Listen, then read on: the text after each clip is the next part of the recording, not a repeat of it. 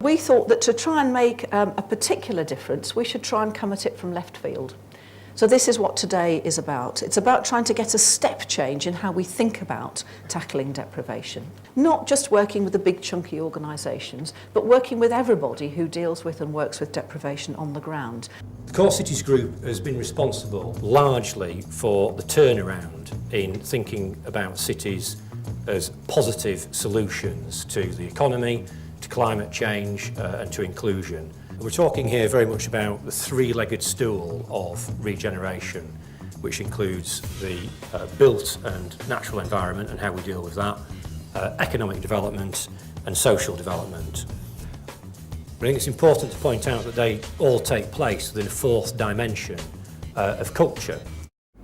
A culturally sensitive approach to place shaping. It would mean really looking at the landscape, looking at the urban texture, looking at patterns of behavior, lifestyles, looking at current dynamics, looking at the history of the economy of this place, looking also at the opportunities the economy is offering to this place. All these will be a cultural analysis of the place.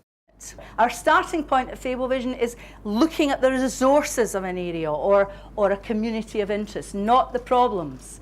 And some of the projects that we've been involved with, I'll just describe so that we sort of get an idea of how it can be applied, rather than looking at young people with different ethnicities and religious beliefs as problems. Let's look at what they bring, a cultural planning approach to looking at safe communities. What looks like a complex method of addressing social and economic issues is in fact, when you drill down to it, quite simple. And now that I know it's cultural planning, it's sort of, I feel a bit more confident about putting it into practice. Identifying resources and thinking of things in a different way. I'd like the process to be more led by imagination.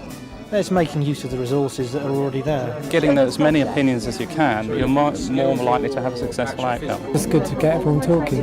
Put a name to it after today, and I think that gives it more power, and so it's more likely to become a reality.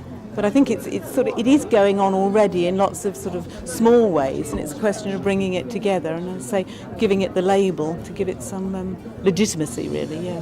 This could really impact on people's quality of life. Yeah.